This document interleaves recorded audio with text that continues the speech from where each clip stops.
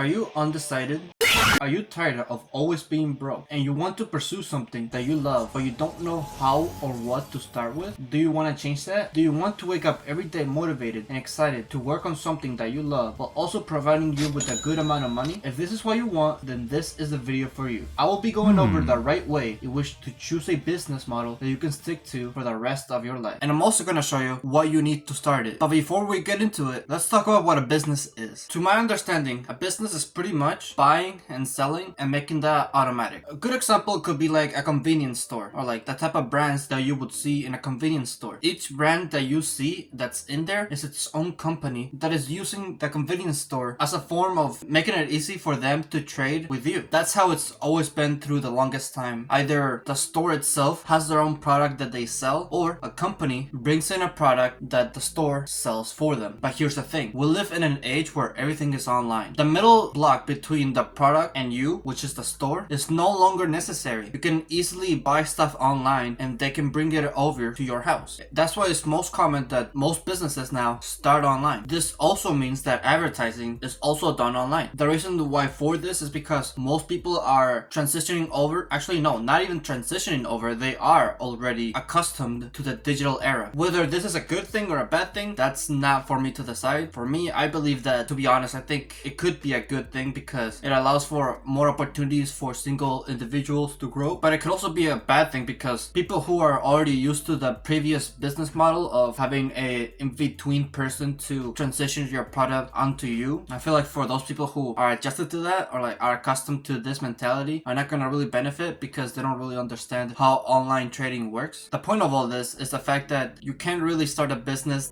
that's not online. If you try to starting a business that's like not online, that will require money. And starting a business, I feel like this is a no-brainer, even for me that I don't have like a business ready to go yet. Even I know that starting a business where you will have to invest money in order to make it grow is not a good business model because it's not guaranteed. And now that we got out of the way, let's talk about how to pick. And there's lots of business models online. There's lots of websites that has made it easy for you to start your own business. And since businesses nowadays are not really about the product, I feel like it's more about the brand, because in the digital era, in order to make something sell, you have to get an audience for it first. And in order to get an audience, you have to build a brand. You can't start off by just selling the product. I feel like that's something that could work for people who have money because, you know, they can afford advertising. They can afford to try to convince you through forcing their ad on you. But you as a beginner probably can't. That's why I want you to think picking a business as not picking product, or maybe it could be a product. Let me explain first. That's why I want you to think about picking your business as like a product. I mostly want you to think about it as like a hobby or a skill. Let's say I want to teach somebody how to get good at soccer.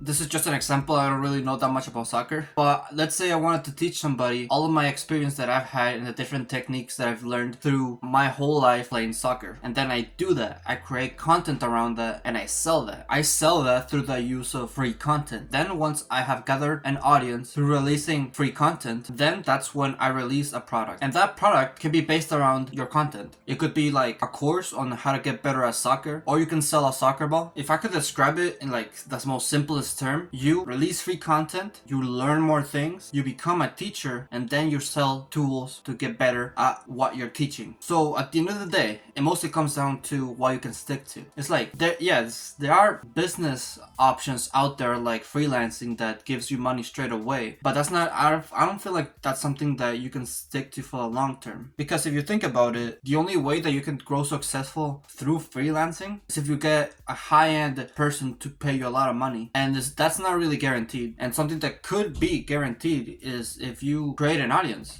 Like if you post enough content, eventually there's gonna be some eyes on you, and out of those eyes, some of them could be interested in what you do. But what if you don't know what skill you like? What if you don't know your passion? Let's say you don't know your passion and you just want to make money. How would you go about it? And I think the best way to go about this is to find find a product that you really like and base your niche around that. Like, there has to be like a product out there that you really like, that you can't like go without, you can't go all of life without liking anything. If you don't have a niche, I believe this is the way to go. And in order to be successful this way, you pretty much have to do this. Get a product, do research around that product, experiment with the research that you found, document your experience, and then write down what you would do different. The reason why I said to write down what you would do different is because whenever you're making a product, in order to make it stand out, it has to be something that's you. You can't just like improve on something that already exists. Like, everybody's gonna bound down to do that. You have to do something that makes it stand out, and that comes from your own mind. Here's an example. Let's say I enjoy water bottles and I wanna make a water bottle company. What I would do is I would grab my own water bottle,